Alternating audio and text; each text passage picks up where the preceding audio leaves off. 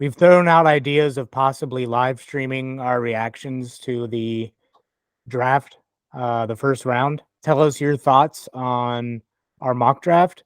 Um, Feel free to submit your own mock draft to us so we can look at it and laugh and tell you how wrong you are. Yeah, be sure to do that. Be sure to tell us how terribly we did.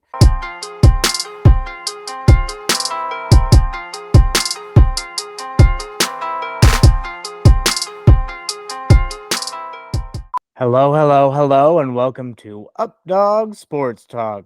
My name is Matt Miller, and today we are going over our mock drafts. Joining me is Justin. Chad What's up, everybody?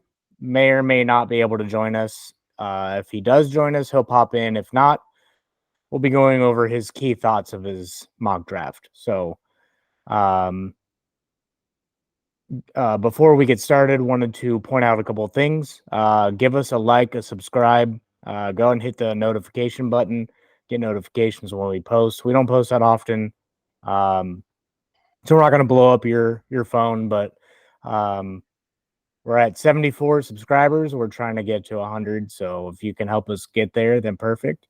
Follow us on Twitter for updates at Updog Sports Talk. Anything else you want to go over, Justin, before we jump right in?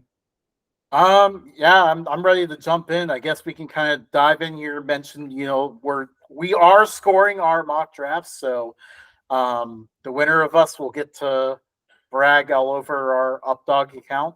The loser has to go take the ACT. Oh my! Yes, we're deciding that right now without the third person even on here. Anyways, how we're scoring this is usually a scoring system you've probably seen generally around mock drafts. You get a correct player with the correct team and pick. Like you project Caleb Williams number one to the Bears, and that actually happens. Like all three of us have. That is 1 point. But if you get the correct player to the correct team, but without the correct position, it's half a point. Because we're not projecting trades in our mocks. We did it straight up with the positions the teams are in. Because let's be honest, trades are very difficult to predict. We don't know what trades are going to happen. Then from there, if you get those, the correct team and the correct player, it's half a point. Also, because sometimes you don't know what team's going to trade up to a position. If you get the correct player in the correct position, that's another half point. Yeah.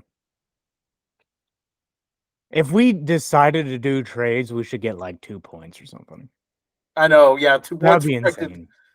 That'd be just predicting one trade correctly would be nearly an impossible task. Especially with like us not having really any like key inside people to any organization. Right, yeah. Like we don't have Ian Rappaport, sending information to us or anything. Yeah.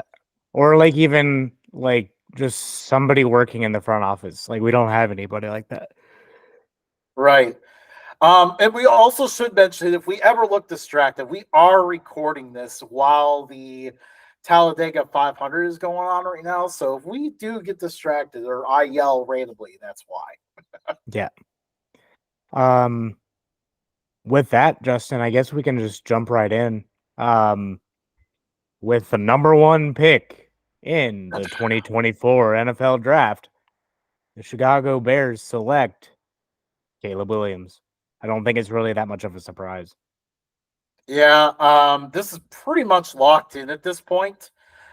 The only reason why it hasn't been announced is because ESPN probably told them not to announce it because they want to make it as dramatic as possible. Have them take 9 minutes of the 10-minute clock for no reason at all, and stuff like that. But yeah, he's gonna be the pick. What are your thoughts on that pick, Matt? I think it's a okay pick. I mean, I'm not too high on really any of the quarterbacks, and I've voiced that. I'm a little higher on all of them overall than Chad is, but I think they're doing what they should have been doing for Justin Fields. building Yeah. around a young quarterback. And I mean, Caleb Williams had the most hype coming out of college, so no surprises going number one. Yeah, and I think Caleb Williams is a guy who can make all the throws. There's no doubt he can make all the plays. What we really want to see out of him in the NFL is, to rein himself in a little bit. You don't have to be a superstar in every play. I think he got exposed in some key games last year because, he refused to take the easy play and kept going for the big play.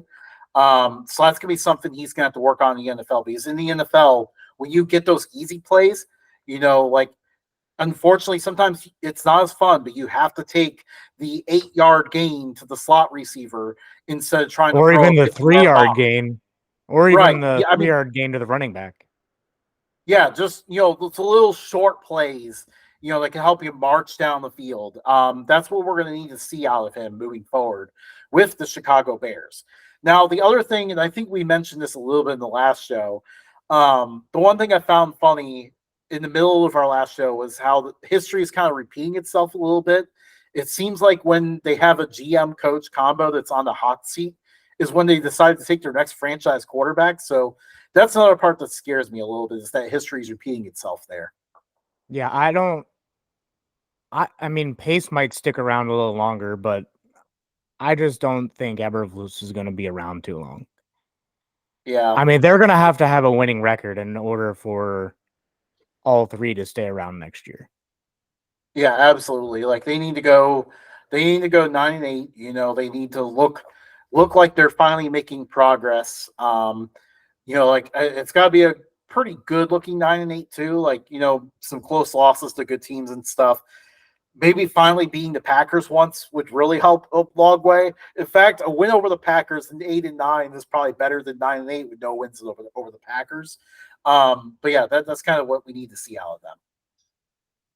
Yeah, we can move on to the Commanders now. I'm On done to talking the about the Bears. Commanders. Same. Well, no, we have to talk about them again. Yeah, that's true. Um, was it you and me or Chad and I that had Jaden Daniels here for the last mock? You mean the first one? No, the I, last one we did. I believe it was the two of us that had Jaden Daniels here for the last one that we did. That was like So back yeah, in February or March. yeah, I think it was end of February. Uh, we started all of that. I mean, can't take a We're whole lot taking of credit, credit but for it. yeah, we are taking credit.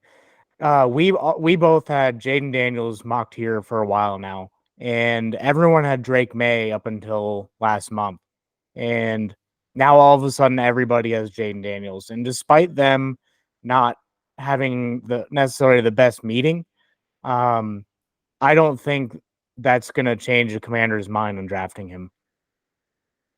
Yeah, it's a bit of a weird situation, that whole meeting that turned out to be like a group outing to Top Golf. Um, I don't know if we're just low on things to talk about this draft week, because it doesn't actually seem like that big of a deal that should have ever made the news. But I mean, we'll see. Maybe we get surprised and Drake May gets picked here and ruins all our mock drafts early on. But I don't see it. I think the Commanders decide that Jaden Daniels, his playmaking ability, is what is finally going to give this team a franchise quarterback. Yeah, and I think they'll be able to work on that relationship over time. I just think that they had so many people to meet with, um, and they have a GM from the NBA who does things a little different. So I think we're going to start seeing more and more of that as the years go on. Um, but it definitely sounded like it rubbed Jaden Daniels the wrong way. Yeah. I think he wanted to get to know his new team while they were like, you know, we don't need to spend, we want to get in the room, scout these guys. We don't want to spend a whole lot of time on this. So let's just have them all in at once. Yeah, That's kind of the approach. and see how they communicate, see how they lead, see how they are as a human being too. I mean, Right. it's not the worst idea, um, but they probably should have met one on one at a separate time or something. I don't know what the exact rules are, but a Yeah, one-on-one meeting probably should have been held at some point. right. Honestly, I never really paid much attention to the top 30 visits, so like this is probably the most I've heard about Yeah. one in some time. Um, moving on to the New England Patriots, there was rumors that they were going to trade out of this pick. I think that was just smoke to see if somebody would offer something ridiculous. Um, apparently they didn't get any ridiculous offers that overwhelmed them, and I think they're going to take Drake May, and it looks like all three of us actually have Drake May here. I think it's a bit of a reach. I think that JJ McCarthy is still in play here as well, just because of how big a need a quarterback is. Yeah, Um, but I think ultimately they land on Drake May because, I mean, his intangibles are pretty good. He is really good pre snap, and he has a pretty good arm. It's just some of his decision making just isn't there. Um,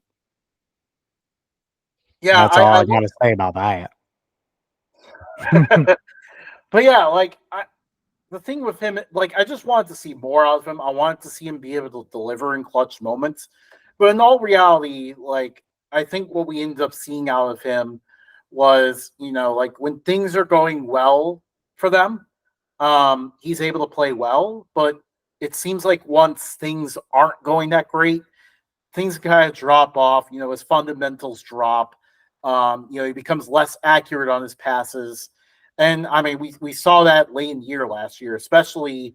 I think really where he lost me a little bit was the Virginia game. I really wanted to see, North Carolina was in the top 10. They didn't have playoff hopes apparently because the committee discontinued or discredited the ACC from the start apparently, but that's a whole nother story. They were in the top 10. I wanted to see him rescue them from that absolutely dreadful loss to Virginia. And he had multiple drives where he could have done it. He just didn't do it. And that's where he kind of let me down a little bit. And that was that kind of game where things just weren't clicking for the offense. He couldn't quite get it together. Now, if he can get the right coaching in New England, he can get coached out of that. We saw that with Jared Goff in Detroit, where he finally got coached out of that. Where for a long time in his career, he was the best like live bet quarterback. Is if it went well for him early, he was on. If it didn't go well for him early, you knew that they were doomed. Mhm. So Drake May can be coached out of that too. Yeah, and it's like Sam Howell. I think both quarterbacks can end up being like playing really well in the NFL. Slinging Sammy Howell. Oh, we had our first wreck of Talladega. Nice. Um, number or pick 4, Arizona Cardinals. I think they're going to trade out of this pick. I don't see. I mean, I see them if they get really desperate and don't have like anybody offering them any like the Vikings are rumored to go fourth overall and take JJ McCarthy. Um, if the Vikings don't blow away the Cardinals, then I see them taking Marvin Harrison Jr. And it looks like Chad thinks the same thing. My only knock on Marvin Harrison Jr. is his yak. It seemed like once he caught the ball, everyone was all over him. Mm-hmm. Yeah, yeah, and we'll see if that continues. Like it's hard to tell if obviously he had CJ Stroud the year before, so he was putting the ball on a pretty good point. Um, but obviously, the quarterback position wasn't as settled this past year, which kind of limited his production a little bit. Um, but I mean, there's no question though. This guy is one of the best receiver prospects we've seen in some time. Now, you may notice I've gone a different direction here in Malik Neighbors. I am expecting that trade down to happen. And that's where I'm attempting to grab the half point with Neighbors on this one. Um, I think the Cardinals could try to do something where they trade down with the Vikings, but then trade back up with the Titans to make sure they secure Malik Neighbors because the Cardinals really do need a number one receiver. It appears they are, because of Kyler Murray's contract, they are set with him at the moment. So if you are set with him, it's time to get some weapons around the guy. You can't have him throwing to Tom, Dick, and Harry out there. Like, you gotta have some guys for him to throw to. Yeah, if they trade back, I don't see them trading back up because I think Roma Dunze is going to be there for him. I mean, that's not really something that you really want to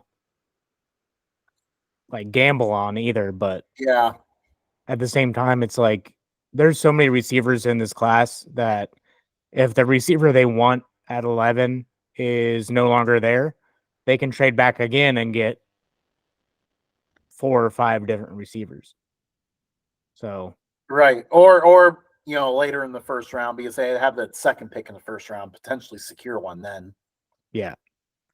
Moving on to pick number 5, the Los Angeles Chargers. I think all of us had Brock Bowers here last time. Um, that was before the Keenan Allen trade and Mike Williams getting dropped. Um, the best overall receiver left for me is Malik Neighbors. I don't think they're going to trade out of this pick. I think they're going to take a wide receiver, and Chad thinks the same thing. Yes, I went a little bit different here, and this is kind of a decision I flipped here late. Um, I was thinking about it, and I started to notice there are some rumors that Chargers are looking really heavily at offensive linemen. I wasn't sure if I bought it or not, thought about it a little bit more. And then, I kind of brought it back to what did Harbaugh just win a championship with in Michigan? He won it by winning in the trenches. Michigan did not have elite receivers. They won it up front, and I think that's what Harbaugh is going to try to build with the Chargers. That's why I have Joe Alt from Notre Dame here, help fill a hole in their offensive line and really bring that unit to one of the more elite ones in the NFL. And if they take Roman Wilson in the second round, like he gets a receiver he's familiar with. Yeah, yeah, exactly. Second or even third round, depending on where he falls. Yeah, that's true. Um, Pick number 6, the New York Football Giants, the Sure. G-Men. They have one of the worst offenses, period, in the NFL. So bad. In order to make any of them look good, I have them taking my number 1 overall draft prospect in Joe Alt. I think they whiffed on they got Andrew Thomas. Who was the other guy they got? Evan Neal. I think they whiffed on Evan Neal. Yeah, so far Evan Neal is not looking great at this point. So they're gonna need another bigger, meatier Meteor man head. um to hold it down. And I think Joe Alt is the perfect pick for them.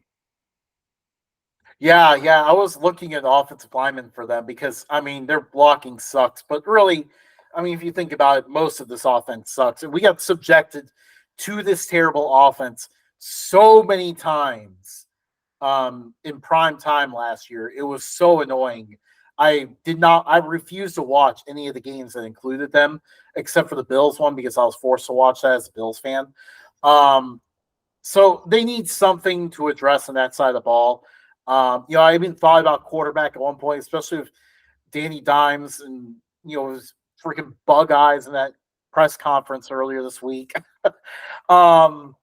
But in the end, I think his eyes will be open and wide if he can finally have an elite number 1 receiver. I know they spent a lot of picks on receivers lately, but in this scenario here, Marvin Harrison Jr. fell to them at 6.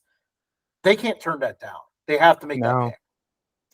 Yeah, if Marvin Harrison's on the board, they gotta go with him. Yeah, absolutely. Pick number 7, the Tennessee Titans. I think they could possibly trade down, but in this scenario, they need an offensive tackle in the worst way, and there are quite a few in this draft. But Fashanu was a guy that possibly could have gone number 1 overall. I mean, he was projected number 1 in the way too early mock drafts this time last year. Yeah. And he had a solid season. It's just QBs hold more weight. Marvin Harrison, Malik Neighbors, they're freak athletes. Joe Alt, freak athlete. Um, Fashanu falls to the Titans, and I think they get their offensive line rolling with him. Yeah, and that's really the position I zeroed in on for the Titans. Like they addressed a lot of things in free agency, like we mentioned in our show last week. Um, Now, I mean, really, what made the Vrabel arrows fall apart was, they had some offensive linemen they had get old, you know, leave the team because they couldn't afford them anymore. And then the GM that they had previously completely whiffed on every offensive line pick, seemingly. Um, so now that they're starting this era again, the Titans have got to get back to good offensive line play, and that's why they focus on this year. I do think they could attain Fashanu thanks to the needs around them. They could go back to 11 and obtain Fashanu if they really wanted to. Yeah, and it is very possible, but the only thing is at 11, you're looking at the Jets possibly drafting him. Potentially, yeah. So that would be And my even the only. Bears too. Yeah, that's true. But moving on to the Atlanta Falcons at 8, we all have Dallas Turner, and I'm pretty sure we all had Dallas Turner the past 2 mock drafts. No Yeah. surprise here. They need a pass rush so bad, and Dallas Turner is a guy that can give that to them. Yeah, they haven't had a good pass rush since the first half of that fateful Super Bowl where they blew the 28-3 lead. Um, Really, I mean, their pass rush has been absolutely terrible ever since. Time to finally give themselves an elite guy. I'm not sure Turner is exactly that elite guy, but he's definitely the best best edge rusher prospect in this draft. To really give him a boost in that area. Yeah, and he is another guy that could have gone number 1 overall, but if it wasn't for the 2 most important positions in football is quarterback and left tackle. And then obviously Marvin Harrison Jr., Malik Neighbors being super freak athletes. Right. Like in a down year, Dallas Turner would have been number 1 overall, but not this year. Moving on again to the Bears. Um, Bears. we all have them taking Roma Dunze. Um, I think that in order to make Caleb Williams look his best, they're going to have to pair him with another young receiver. DJ Moore is fantastic. Keenan Allen is aging, but still has some left in the tank. Um, I think this is where the Bears could go many different ways, but I think with how lackluster their offense has been for eternity, their pass offense, I think Roma Dunze is the choice. Yeah. I considered I considered a few different options here. And if an offense one of the 2 top offensive linemen were on the board, that could be a route they could go to. And because of Eberflus, you never know if they could go defense, they could go edge rusher too. But Yeah, in the end, trade back and take a corner. yeah, and this is a very good trade back candidate because despite the fact that we've gone over, this is the second of their picks in the top 10. They don't pick again for a while, and they only have Yeah, they only players. have 4. They only have 4 picks in the entire draft, and I've seen actually a lot of fan picks on the internet where every pick that they had, they traded and ended up with like 30 different picks. But I mean, Bears at 9 are a trade back candidate, but in our scenario, Roma Dunze's on the board. They take a wide receiver.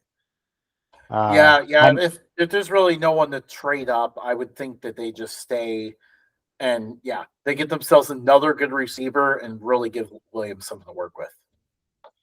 at number 10, the New York Jets. I have them as a trade back candidate as well, and it looks like you are with me, buying into the hype that Aaron Rodgers is pushing for them to draft Brock Bowers. I would have loved to been able to have Chad on the show today just to explain Cooper DeJean going that high. Like, I don't think we went over. Did he ever No, He's not he did joining us. not. Yeah, he's not. I know he's not joining us. I was trying to see if he ever explained this pick. He didn't explain any of his picks, so we're actually winging it with his. Um, to me, this is a reach at 10 for him, but maybe he's playing the long game and expecting them to trade back.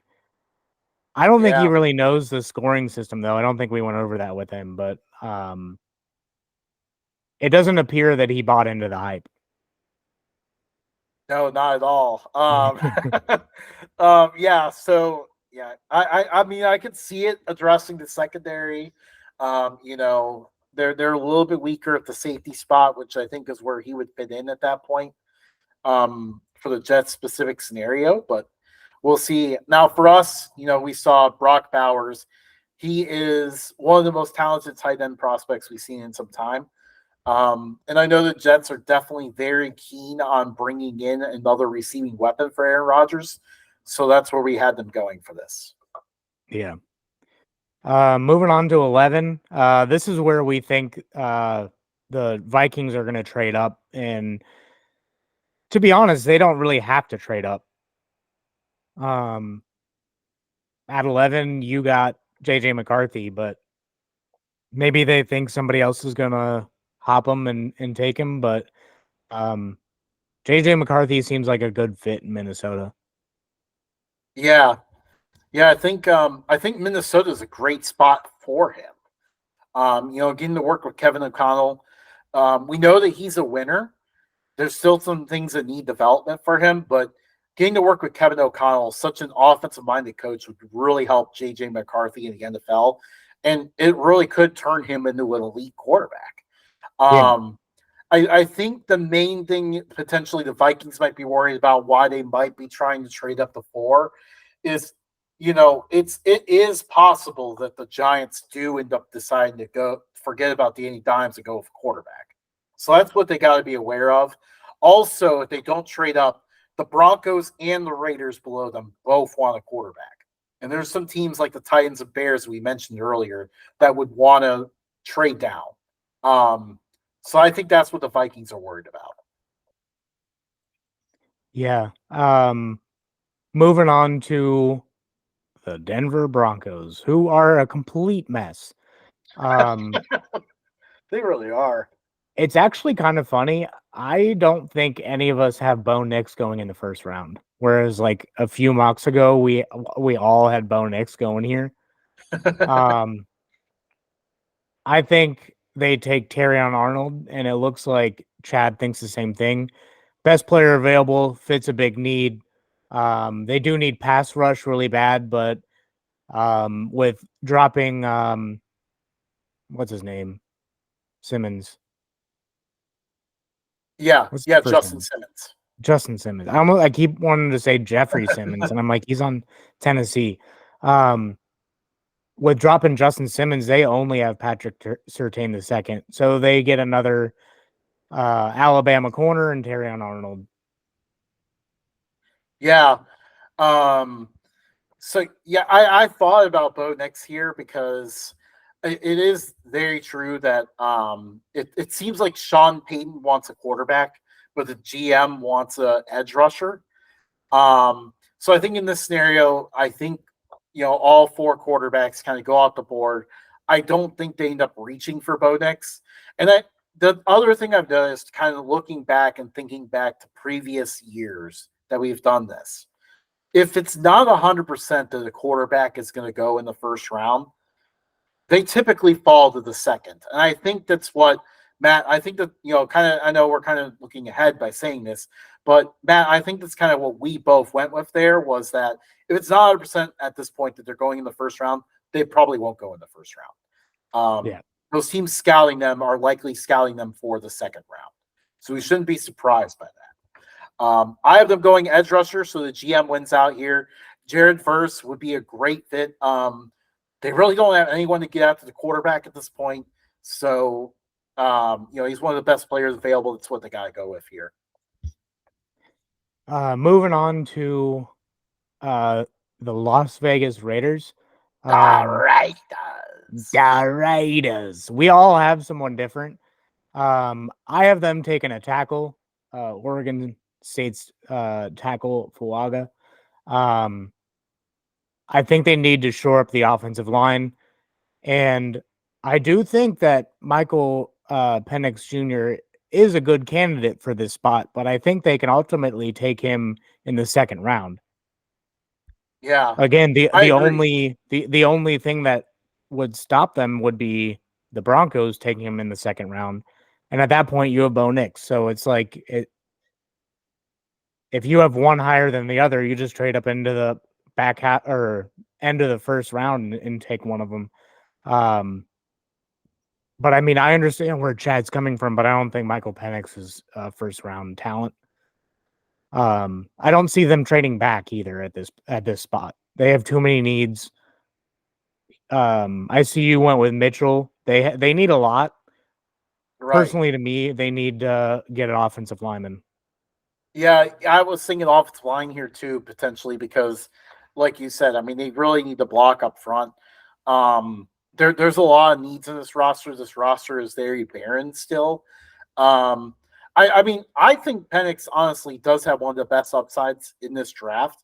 I don't necessarily agree with what people have evaluated him. I know there's some points he needs to clean up. The injuries are a concern, but I do see Penix as someone who can make all the throws. He's the one guy outside the first round who could become elite. But again, the way it's shaping up, he's going to go outside the first round. That's what I'm predicting here. Mitchell, they really need a top corner. The Raiders can't cover anyone. It feels like they haven't been able to cover anyone for like a decade now. It's time to finally address this position. And how about Mitchell? Obviously you guys had Arnold going first in yours. I have him as the first corner off of mine. But the fact that he's in this discussion brings up a good conversation where, if you are a G5 player, you don't have to go and transfer out to somewhere and learn a new system to get drafted high. You Mm-hmm. can stay where you are and build your career, build your legacy there. So shout out to Mitchell for that. Very exciting times there for sure. Yeah, I like Mitchell a lot. I actually did consider him as the number one corner off the board, but ultimately, uh, Arnold was a freak athlete. You can make a case for Kool Aid McKinstry. You like there's a bunch of really good corners. I do think Mitchell is in consideration for the top corner. Um, Yeah, and I it all just comes down to which team. You know, yeah like the Raiders seem to like Mitchell more, which is why he ended up falling here. Things fell a little bit differently. It's possible Arnold could go to the Broncos, like you guys said. I do think the Broncos like Arnold better than Mitchell in their case. yeah. Moving on to the New Orleans Saints. We all have defensive ends. We all have different defensive ends. I know Latu is falling like a rock. Um, I still have him pretty high. I think a lot of his weaknesses and downside can be overlooked. I think the Saints would be a great place for him to go. Dennis Allen, um, good defensive mind, could definitely help him become maybe not elite, but definitely one of the better pass rushers in the league. Chad has Jared Verse, and I love Jared Verse. I think there's just better fits for what Jared Verse does than the Saints. Yeah, obviously we very clearly identified a need here. We're all on the same page on that one. The Saints have the worst pass rush in the NFL. So addressing that can kind of maybe help them out of this 9-8, 8-9 quandary that they're currently stuck in every single year right now. Now, the one thing I've realized with the Saints is that they throw me off every single year. I feel like no one knows what their board is. Their board seems to always be significantly different than others. And I think the high upside is often what they tend to chase. Now, they could still trade down too, but they tend to chase that upside, which is why I got Chop Robinson. Chop. Chop.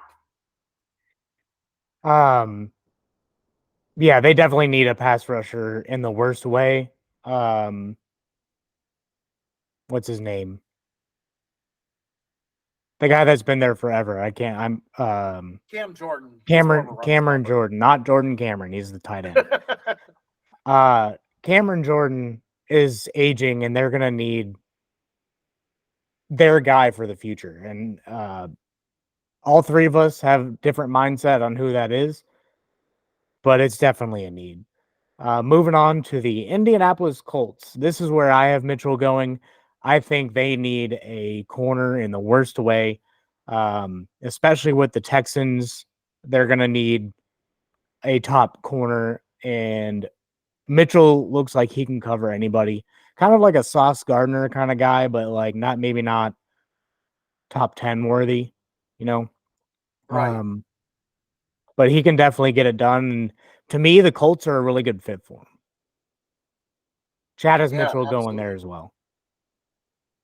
Yeah, I mean, this is another situation where they very clearly identify what they need. Um, that's corners really the one big weakness the Colts have. And they're also in a position where they can go best available. So, receiver was another consideration I had. I did think about at one point, would they consider Brian Thomas here? But in the end, Terrion Arnold fell to them. They're going to snap that up in a heartbeat. Yeah. I mean, if Roma Dunze is still on the board, which I don't really see, but if he's still there, then the Colts could nab him too. Yeah. And they are quietly a candidate to trade up. I did see Peter Schrager had that. And his mocks are definitely ones that tend to work out pretty well. So I do pay attention to his. Yeah. He had them trading up to get a receiver. That's another position they're looking at. By the way, taking like a little halftime break here, I hate that um, uh, Good Morning Football moved to LA because now I don't get to see it. Yeah. I used to watch it every morning for like the first hour, and then I go to work. And now it's like they changed time, so I can't see them anymore. Was it like Good Morning Football, but really it's like afternoon for us? Yeah, it's like Good Morning West Coast. That is But annoying. yeah, love that crew over there. They do a good job. Kyle Brandt, I love your angry run segments. Um moving on to the Seattle Seahawks. This is where I've had Jared Verse since my very first mock draft. They just seem to go together like peanut butter and jelly. Um like Jared Verse and the Seattle Seahawks, it just seems like probably one of the best fits in the draft. And I know neither of you guys have Jared Verse going there, but in my draft, he falls to the Seahawks, and the Seahawks do not take 10 minutes to figure this out. They take about a minute to get their card in because the guy's walking kind of slow, and they take Jared Verse pretty quickly. Yeah, don't get me wrong. If Jared Verse was available, I definitely would have him going here. Really, if any of the top pass rushers, I considered Latu here, but in the end, the main thing with the Seahawks lost some offensive linemen in the free agency this year. They need to make sure they're protecting. Currently Geno Smith, but eventually they're going to be playing for the future too. So that's why I have Waga here to really help bolster that group. Yeah, make sure Sam Howell is their quarterback for the long haul.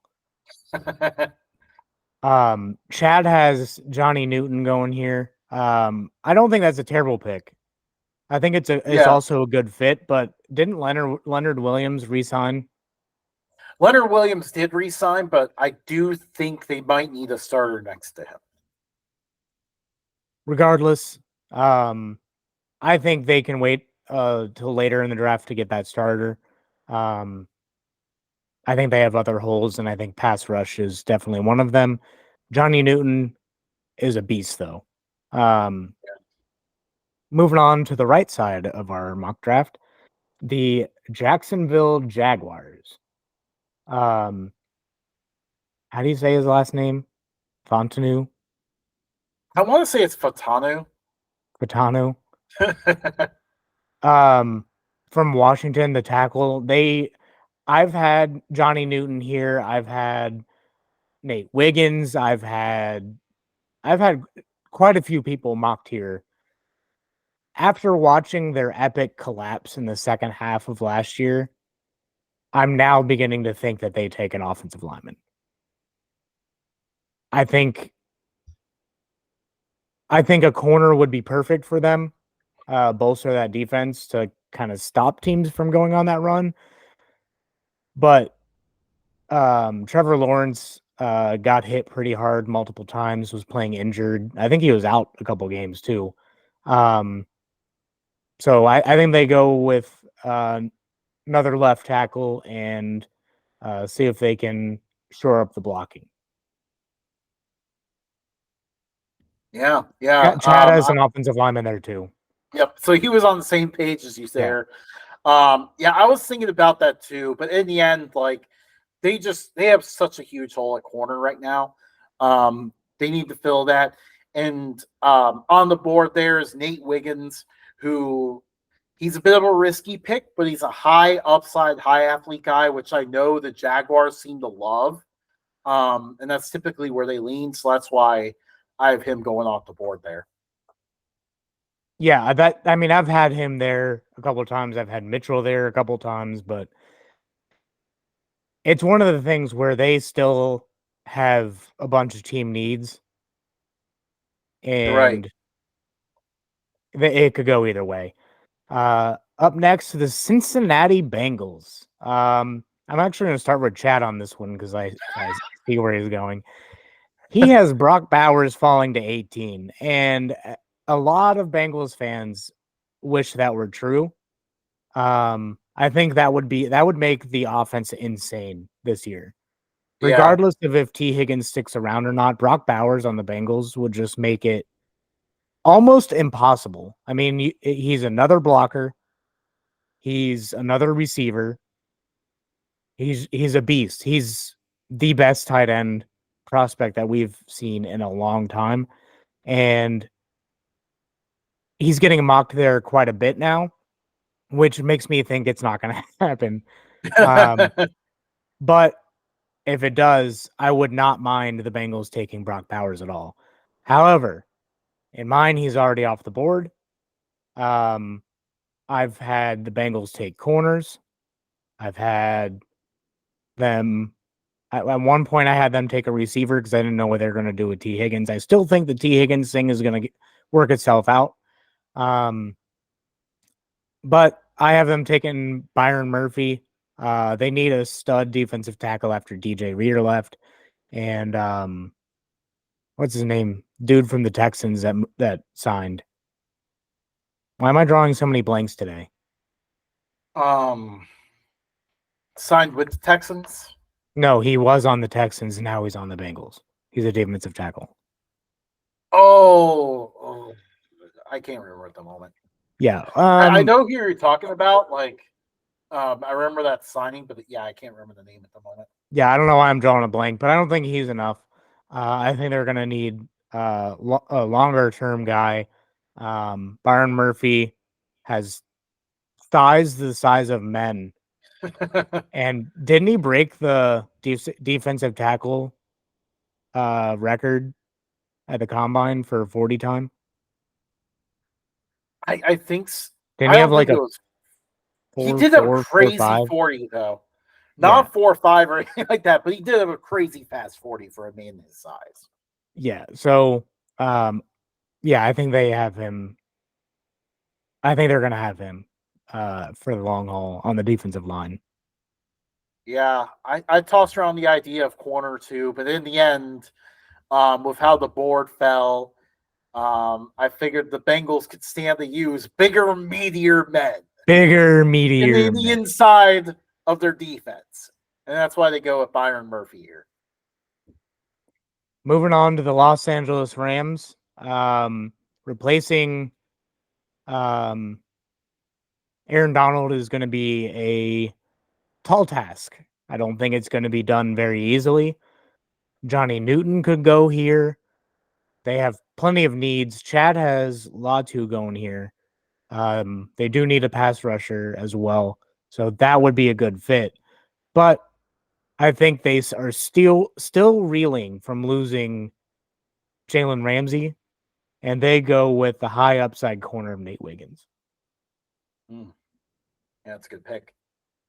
Yeah, I was very torn on this too. I almost went Latu at one point as well.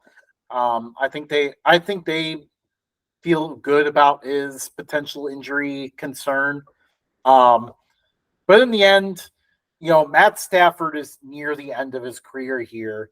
You need to make some moves to make sure that goes longer because they don't really have a plan B beyond that, and you risk Sean McVay retiring if that doesn't go Stetson well. Bennett. Stetson Bennett, maybe Stetson Bennett. He disappeared. He wasn't even with the team most of last year. Like, where did the guy go? I didn't keep Practice up with that squad. well enough, but no, like he wasn't with the team. Like he That's went on weird. some Yeah, I don't sort know. of yeah, he went on something. He disappeared for a while. I don't even know if he's back with the team. We probably should look that up. But anyways, they need We to didn't keep that. plan on going on that tangent. No, I did not think that Stetson Bennett was coming up at all tonight. But yeah, they need to make sure that Stafford's career goes longer. They need to do that by helping the offensive line. And that's why with JC Latham falling to them here, they feel good about that pick and they are quick to snatch him off the board. Up next, the Pittsburgh Steelers. We can all agree that they have a terrible offensive line.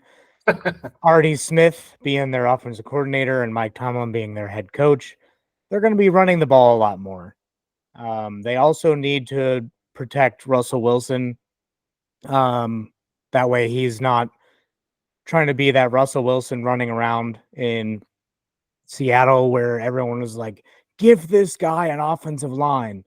I think they take Mims. He's mocked here by basically everybody at this point. And yeah, I think they need to go offensive line. I don't really want to talk about the Steelers. Yeah, it's still taking me a moment to get used to Russell Wilson on the Steelers, by the way. Yeah. I spent part of the offseason kind of forgetting about that for a bit. But I agree with the offensive line, but I have them going on the interior here. Graham Barton and Jackson Powers Johnson were both under consideration for me.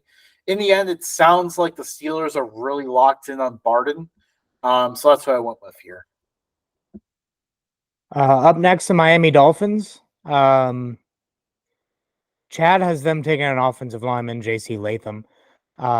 They need an offensive line pretty bad. They have salary cap issues. They had cut quite a few people. They lost a bunch of people. They're in a bad spot, to be honest. They last year was their year and they shit themselves. I have them taking Johnny Newton because they panic and they need to take a defensive tackle to replace Christian Wilkins. And Johnny Newton is a freaking. He could end up being possibly more productive than Wilkins was. Yeah, I was thinking about offensive line here because they really need to protect Tua. But in the end, this team is really high on Latu. I think they want to keep. They had a really good pass rush last year. They want to keep that going. And yeah, this is the furthest he falls. If he is on the board at 21, the Dolphins absolutely will be taking him. So yeah, that's why I'm going out the board this pick. I think Dolphins simply go best player available here. Moving on to the Philadelphia Eagles. Justin, you and I have the same pick. Chad went with the same position. I have them taking Kool-Aid McKinstry. Kool-Aid McKinstry. If Nate Wiggins is there, they could take him. But in mine, Kool-Aid McKinstry is the best available. Didn't he just run a 4.3 in the pro day? like with Something a like that. I broken thought. foot or something. I don't know if it was quite all that, but I do believe he ran a good 40. He definitely had a broken bone in his foot from the combine, and Yeah. he ran a 4.3. Um, Eagles need some secondary help, and this is where they get it. Yeah, their corner position was just an absolute disaster last year. They could not cover anybody. So that's why very clearly we all lined up corners here. And I know they Yeah. typically like to do Georgia players here, find a Georgia guy that drops. That unfortunately did not happen. But an Alabama player in Kool-Aid McKinstry is close enough. I feel like he's always been really good. I'm actually kind of surprised that he kind of became like the fourth corner in this class. Like he kind of fell behind the top three for some reason. And I don't understand it He because was he's the number one been, corner. yeah. And honestly, it's kind of where I had him for a while. Like I thought he just is so smart and was one of those guys that one of Nick Saban's guys there for such a long time in the defense, like became a starter instantly. So he's someone who could become really impactful for that Eagles defense. Moving on to the Minnesota Vikings for their second pick. If they don't trade up, this is where they would take somebody. I don't think they would trade. I don't think they would trade this pick unless they're trying to move up. Um, since we don't do trades, I have them taking an offensive lineman to protect JJ McCarthy. Graham Barton is the best interior offensive lineman in this draft, and that's a huge need for them. So Graham Barton, protect JJ McCarthy. And Chad has Byron Murphy. They lost Danielle Hunter. Mm. This isn't going to really help the pass rush necessarily, but it's definitely going to make sure that nobody runs on them. So good pick, Chad. Yeah. I mean, it was apparent early in the year when they played on a Thursday night, and DeAndre Swift came out of nowhere to run for almost like 200 yards on them, that they needed to improve their run defense. I mean, yeah, they got better against it as the year went on. But why not really plug up that hole with someone who's just going to stuff that lineup? So that was a good pick by Chad. Now, Yeah. for me, like it feels like corner has been a problem for this team for such a long time. Um, this is a tricky spot because we're not even sure they're going to be making this pick. But in the end, I decided to treat this like as if they were. Corner is such a huge need for them, and that's where they go with Kamari Lassiter from Georgia here, another Reach. good corner prospect. Okay, if you're going off PFN's board, yes, but what I've been seeing, he's been going like typically in the first round. I feel like.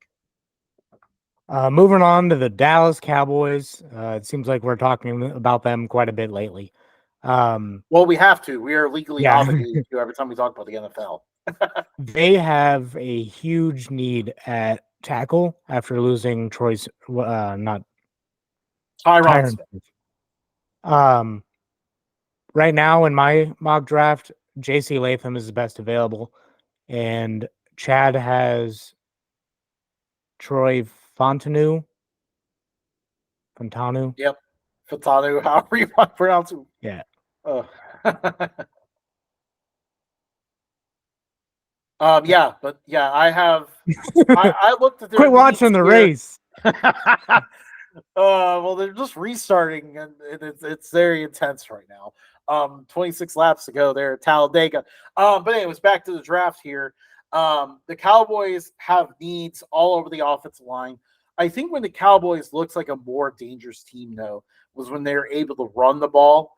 You need to figure out running back, but part of what helps that is a good interior lineman. Jackson Powers Johnson fills that role, gives them a really good center to really help lead that offensive line. Yeah, that's a good pick. I thought about putting him there, but I'll get to my pick later. Right now, Green Bay Packers. The pack. Cooper Dejean. Dejan, yeah. It Yeah, was not a Cooper fair. DeJean, huh? It was not a fair catch. He did not call a fair catch.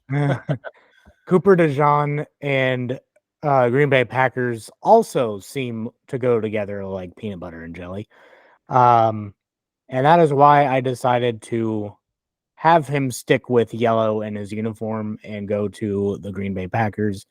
They could have him play safety, or they can just line him up at corner and he'll be the first white corner to start a game since 2002 in the NFL.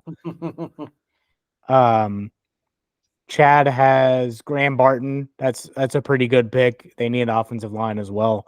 Packers are moving on up, and their team needs seem to be thinning. Yeah, yeah. Most of the team needs are centered on defense, so I do think whatever their pick is, it will be on the defensive side. I definitely thought about Johnny Newton here because it feels like they've been bad against the run for a long time, but in the end, I mean, they cannot pass up Cooper DeJean falling here. No chance they're going to do that.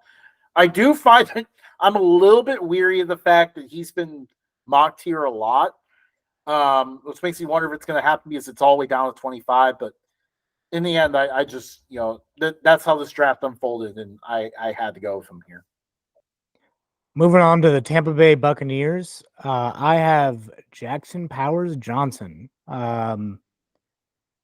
I can't remember if it was Ted Karras or Alex Kappa, but part of me thinks it was Alex Kappa that was their center before they went to Yeah. Cincinnati.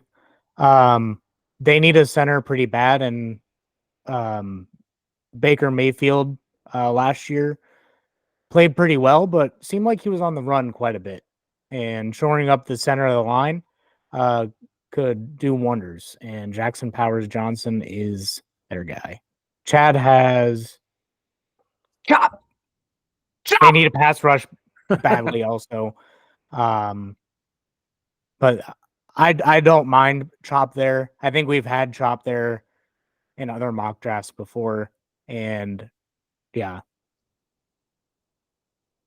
Yeah, I definitely consider an interior line because I do think that's their biggest need. But in my case here, both Barton and Jackson Powers Johnson are off the board, so they're not available.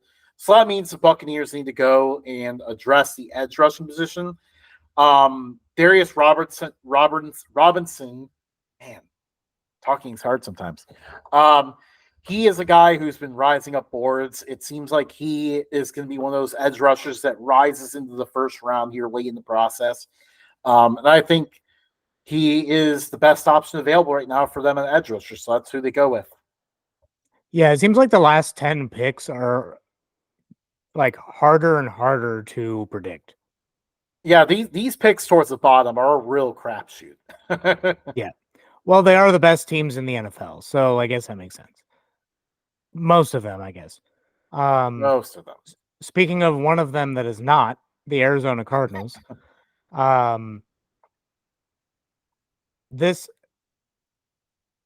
one might be or this is one that they'll keep, but if they move back, they might pick up another they might be able to trade this one to move up and grab someone.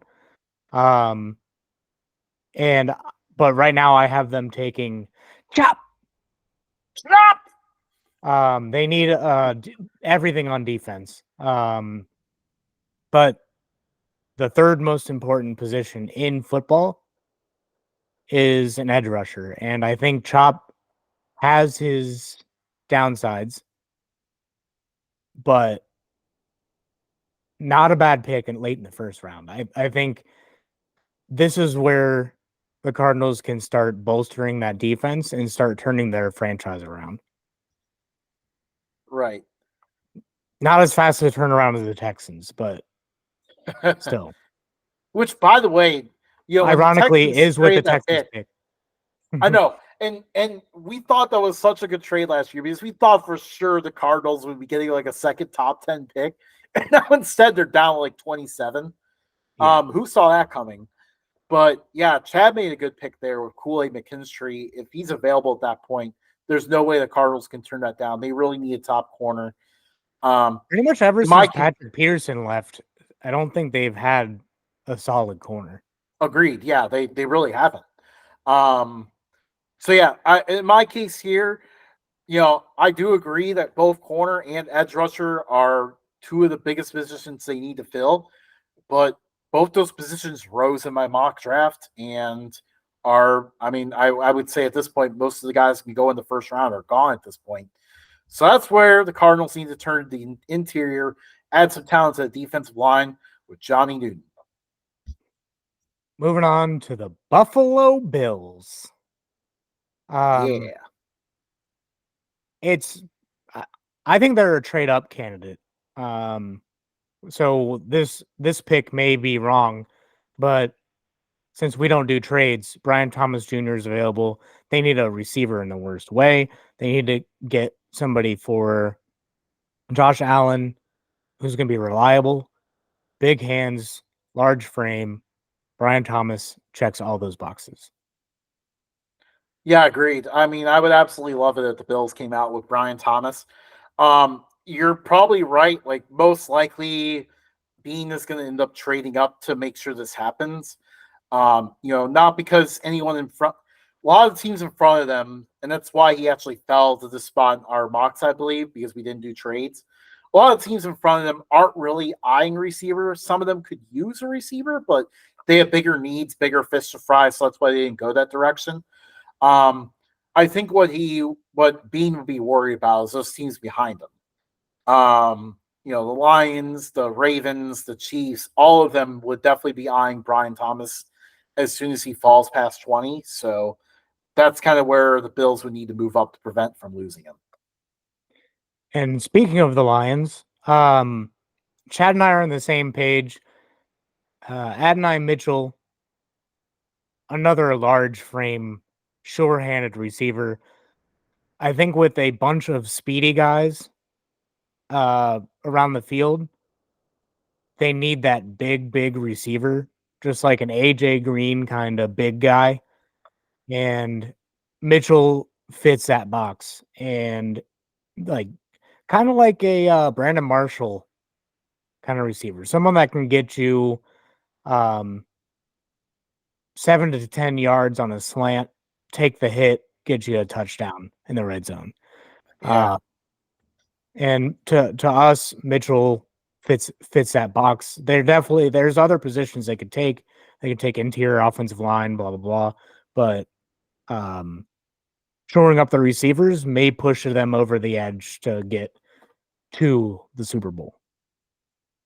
Agreed. Yeah, and very quietly, this is actually a position of need. They've kind of struggled to find options outside of Amon-Ra St. Brown that are consistent. Some of the other guys can make plays here and there, but they really don't have a true number two option for them. Now, obviously, like you said, like interior offensive line corner are probably the bigger needs here, but those are already off the board. And I did consider Mitchell for this spot, but I think the big problem with Mitchell is that, depending on his moods, some days he's not coachable, some days he is. I'm not sure if that fits with what the Lions want in their locker room. They want football guys. They want guys who are going to get yelled at by Motor City Dan Campbell every single day. They bring their lunch pail to work and they're ready to go. That's Lad McConkey for you. Might be a bit of a reach to this spot, but I think that's what they see in him compared to the other guys.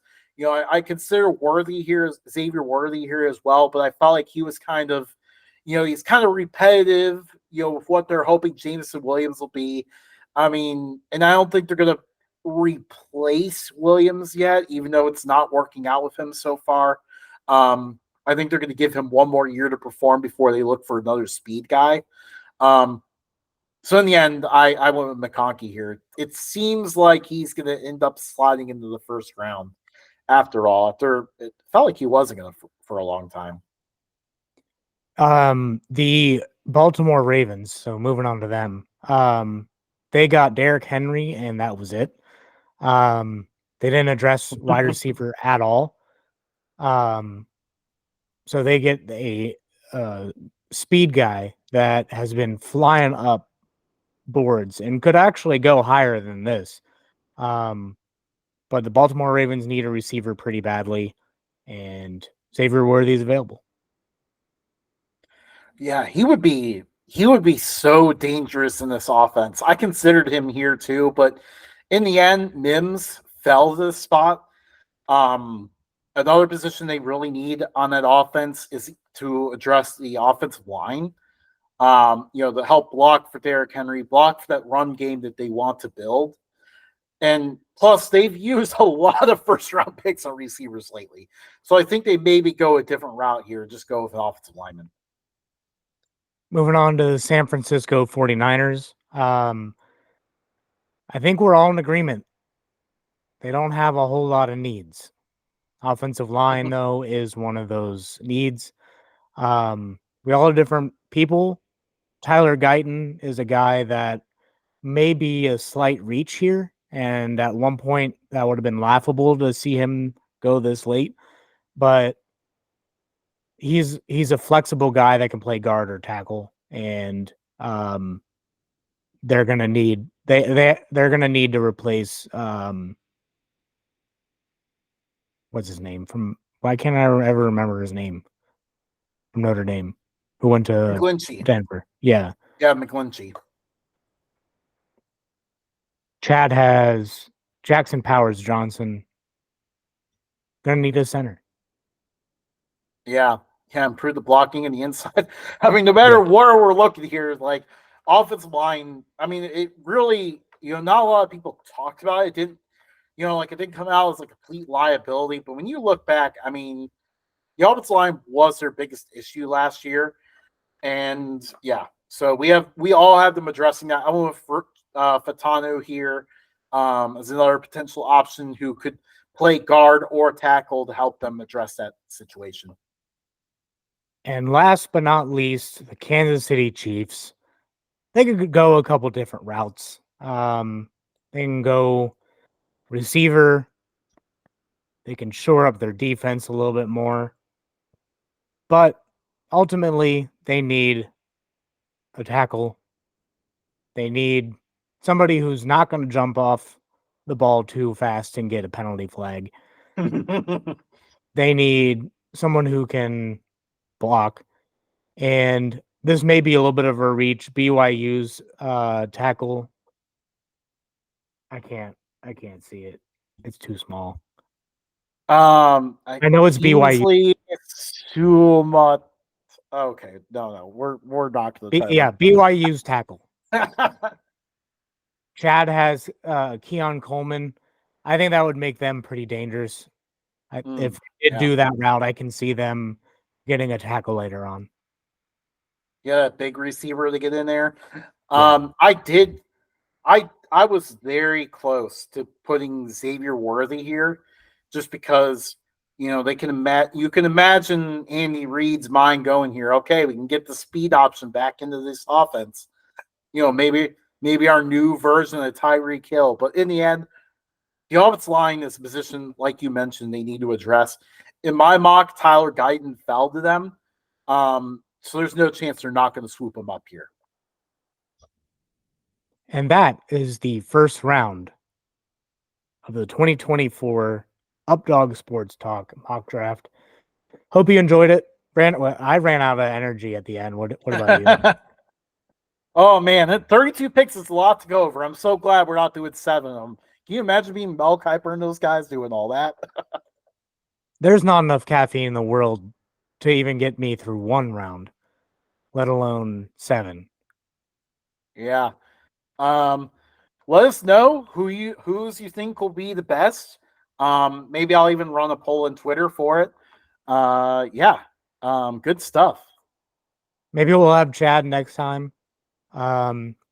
We've thrown out ideas of possibly live streaming our reactions to the draft, the first round.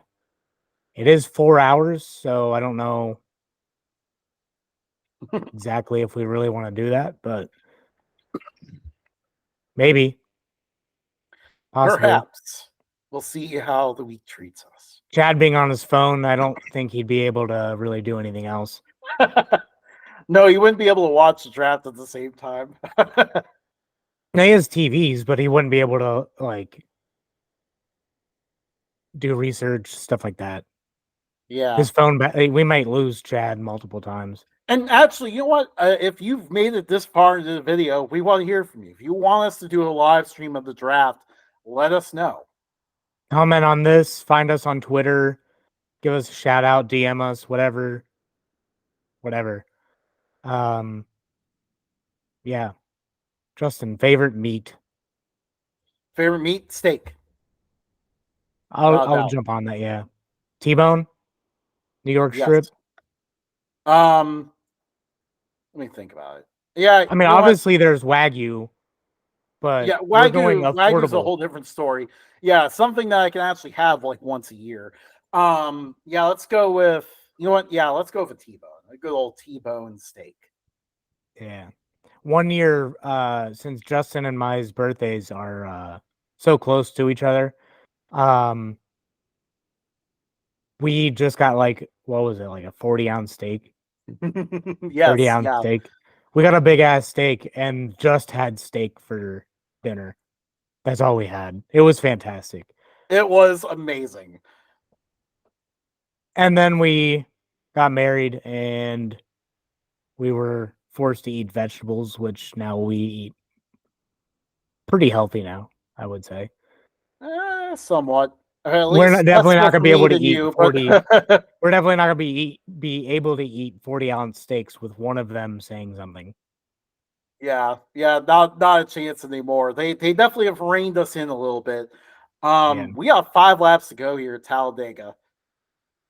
Should we just do this? Let's do this video and then maybe cut it afterwards. We could leave with this cold open. Yeah, might as well. Yeah. All right, we got 5 laps left. Michael McDowell's in the lead right now. This would be a huge upset, I feel like. And then Keselowski's up there. Tyler Reddick. BJ McLeod was leading early on. Yeah, yeah. I actually retweeted something from our account because someone was mentioning how BJ McLeod and like Daniel Hemrick were up there. Oh man, that the one guy from Australia, Yeah, Van Gissenberg or something like that. He's in this race and he's Gisbergen. charging to the front. What is Tyler Reddick's sponsor? Is that a Mercedes logo? I don't know. I could never like get close enough. When I saw the paint This is scheme early in the race, I was like, "Who is that?" And then I looked at the board and I was like, "Oh, I guess it must be Tyler Reddick." did Mercedes have to sponsor a NASCAR to get up the front? Because they sure aren't up front in Formula One anymore. I guess it is a Mercedes logo on Yeah. a What in the Toyota. world? Why is there a Mercedes logo on a Toyota? This does not make any sense at all. There's no way that's a sponsor. Oh man, that outside lane. Everyone got too excited up there, just pushed each other off almost into the wall. That outside lane just fell apart. I bet you the big one's coming. Oh, it's gotta be. Dude, there's 3 to go. Like this is coming down the end here. Actually, no, 2 to go. 2 to 2 to go. go. They're crossing the line. Oh man. At this point, I'm rooting for McDowell to win this. For real. Yeah. I wouldn't mind Oh, Gregson. dude. I thought that Yeah, that'd be that huge for angle was Gregson. big wreck. That's the only way that Gregson's making the playoffs, by the way, is if he wins this, because Stuart Haas He is doesn't have just the so best bad car. now. Like, what happened to Stuart Haas? How did they get so bad? I don't know. They're losing a car next year. They're I mean, it going down makes to 3. sense. I mean, you're 4 cars, you run at the back of the field, like you may as well switch it up. Other than Kevin This is Harvick, has anyone done anything since no, they no, it changed literally manufacturers? was Harvick because like him and Childress, him and his crew chief were like amazing. And like even then, they like fell below championship contention when they probably should have been contending for championships at the end. I Oh do man, miss that they would let it play out after a wreck. Like you had to yeah, I get miss to that the too. start finish. Oh, dude, this is going to come down to the 2 lanes. Oh, the inside's getting pushed though. Oh man. Oh, the inside's taking it. Keselowski might have the move here. I think Gregson's going to try Yeah. to go for this though. Ooh, Keselowski got off the back. Oh, he's going to have a shot at this. Oh, Oh! Oh no! Oh wow! Oh, dude, there's a car. Jordan. It's a Back Jordan there. It's a Jordan brand sponsor. Oh, the Jordan brand. Congratulations to the Jordan brand and Tyler Reddick for taking that one. Yeah. But the Oh man. way they did the way they did it, the logo on the hood did make it Mhm. look like it was Mercedes. From a distance, when we're doing a show, and I'm looking up at a kind of smaller TV screen because this isn't like my main TV. It definitely looked like a Mercedes logo. Yeah, I'm on my Um, phone because I took the Chromecast. I have a 32-inch right here, but I took the Chromecast out of here. So now I can't really use this TV for anything.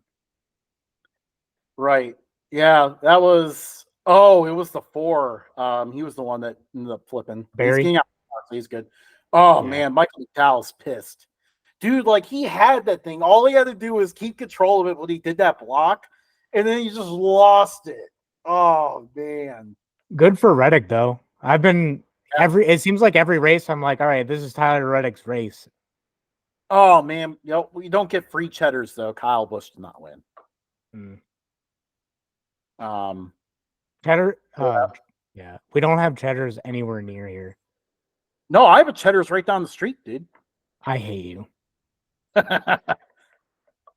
Well, with that, with that Tyler Reddick win, that is it.